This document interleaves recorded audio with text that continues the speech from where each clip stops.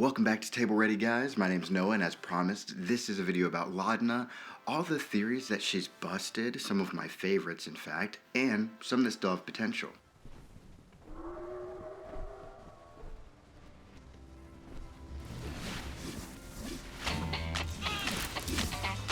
Busted. Let's start with the idea that Laudna and Imogen are in a romantic kind of relationship. Laudna and Imogen in love. This is busted. Busted. She lets us know that she loves Imogen, but doesn't know if she's ever actually been in romantic love. Laudna is a De Rolo or a Briarwood. This is busted. Which is a shame because I was actually pretty heavily invested in this theory. I mean, come on. Laudna named her dead rat Pate De Rolo, which got me thinking that it was either out of spite, potentially being a Briarwood, or out of some weird connection to a family that she was illegitimately connected to. Laudna also aggressively denied having a last name when asked about it, which to me implied that there was something important there that she was keeping from the rest of the party, like the last name De Rolo or Briarwood. But that's not true. It seems as though Laudna has two loving parents, no daddy issues this time, and comes from a family of farmers who just wanted to see if her sorcerer abilities could carry her into some kind of future in Whitestone. Laudna being a hollowed one. At this point, I feel comfortable saying it's plausible. I'd love to say it's confirmed, but let's be real.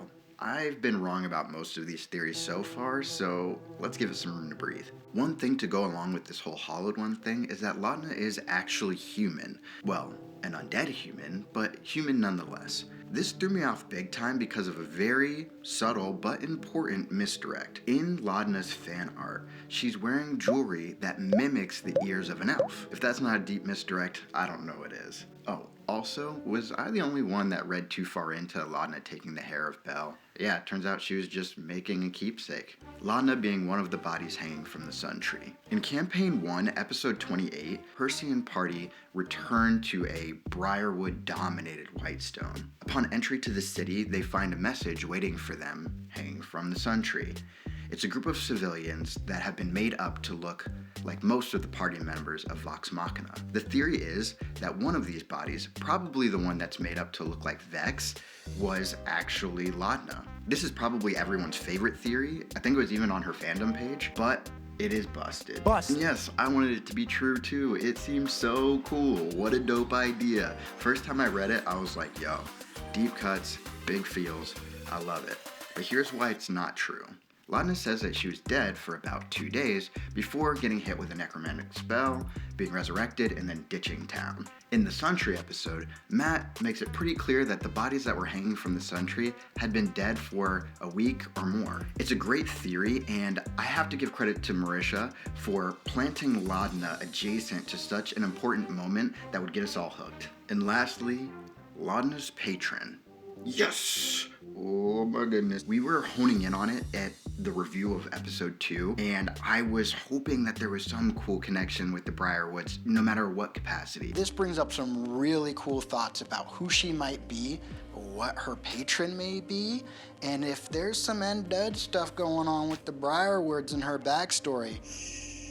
Maybe the Briarwoods have family that we don't know about. It turns out that, in fact, Delilah Briarwood is Laudna's patron. This is revealed after the party finishes their game, and the mind inside of Laudna's head that we were all aware was there speaks to her, warning her not to be too loose-lipped about their connection. Laudna brushes it off, telling Delilah, to basically calm down, lady. You know what? I'm gonna call this confirmed. I don't even care if I'm wrong. If I'm wrong, I'll just apologize later. Right now, Delilah Briarwood is absolutely 100% the patron of Laudna. Laudna and Imogen do have a conversation afterwards where Imogen asks, like, yo, are you in danger of something bad going on by not, taking her too seriously?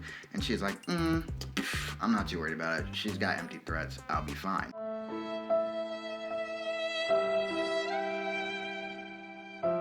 Then, Laudna expresses the desire to get stronger without her patron, which leads me to believe that we're probably not going to see too many more dips into Warlock.